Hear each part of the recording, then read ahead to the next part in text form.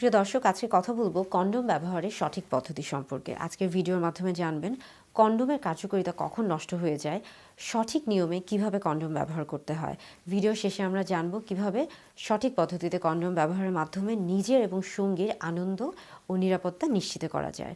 Hello viewers, আসসালামু আলাইকুম। আমি ডক্টর নুসরাত জাহান দৃষ্টি, sexual health educator, clinical social worker এবং ক্লিনিক্যাল কাউন্সিলর হিসেবে কাজ করছি আমার verified YouTube channel sex edu with doctor দৃষ্টির সাথে। কন্ডোম জন্ম নিয়ন্ত্রণ পদ্ধতির ক্ষেত্রে একটি খুবই গুরুত্বপূর্ণ পদ্ধতি। জন্ম নিয়ন্ত্রণ পদ্ধতিগুলোর মধ্যে কন্ডোম একমাত্র পদ্ধতি যেখানে একই সাথে দুটি বিষয় নিশ্চিত হয়ে থাকে বা সুরক্ষা দিয়ে থাকে। একটি হলো অনাকাঙ্ক্ষিত গর্ভধারণ রোধ করা সম্ভব হয়ে থাকে এবং আরেকটি হলো যৌনবাহিত জীবাণু দ্বারা যৌনবাহিত রোগের সংক্রমণকে প্রতিরোধ করা সম্ভব হয়ে থাকে।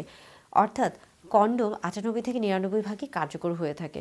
তবে সঠিক নিয়মে যদি কন্ডোম ব্যবহার করা না হয়ে থাকে তাহলে এর কার্যকারিতা সম্পূর্ণ নষ্ট হয়ে যেতে পারে। যাদের লিঙ্গ উত্থানজনিত সমস্যা রয়েছে কিংবা যৌন সমস্যা রয়েছে তাদের জন্য ভালো একটি সাপ্লিমেন্ট। অথেন্টিক মাকারুট, অশ্বগন্ধা এবং জিনসেং ক্যাপসুল পেতে যোগাযোগ করুন ভার্চুয়াল ক্লিনিকের ফেসবুক পেজে। সঠিক নিয়মে কিভাবে কন্ডোম ব্যবহার করতে হয় সেই বিষয় নিয়ে আলোচনা করব।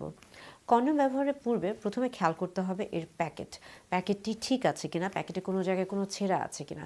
সবার প্রথমে প্যাকেটের গায়ে মেয়াদ উত্তীর্ণের তারিখ খেয়াল করুন সেটা উত্তীর্ণ কিনা।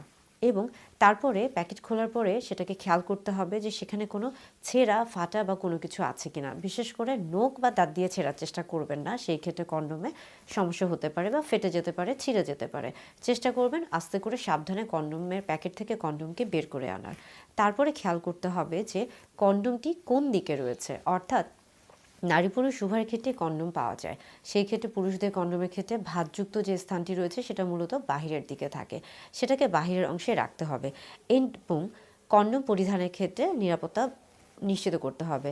বিশেষ করে দেখা যায় যে কন্ডোমের ক্ষেত্রে যে অংশটুকু যেভাবে পরতে হবে, সম্পূর্ণভাবে যেভাবে পরার প্রয়োজন সেভাবে পরার চেষ্টা করতে হবে।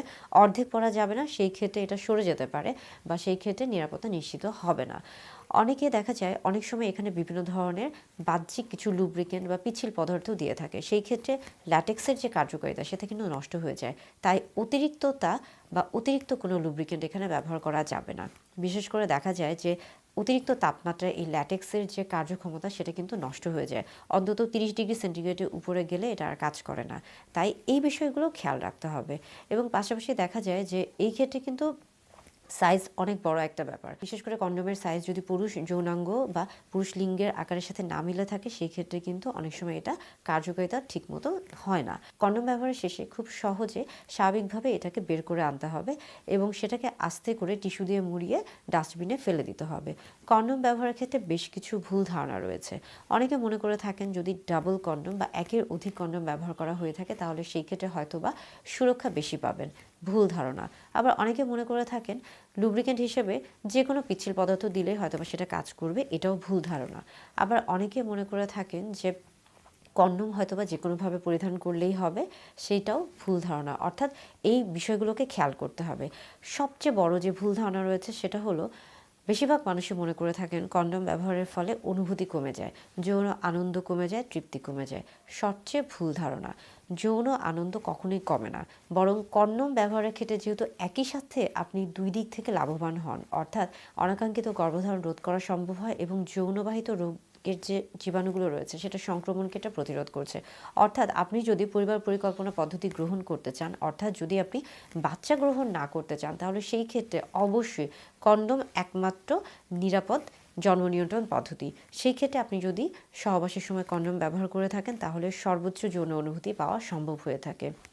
নারী পুরুষ উভয়ের ক্ষেত্রে বাজারে কন্ডোম পাওয়া যায় স্বাভাবিক নিয়মে এবং সঠিক নিয়মে কন্ডোম ব্যবহার করলে এর কার্যকারিতা সম্পূর্ণ বজায় থাকে। তাই সঠিক নিয়মে কন্ডোম ব্যবহার করার অভ্যাস করে তুলুন।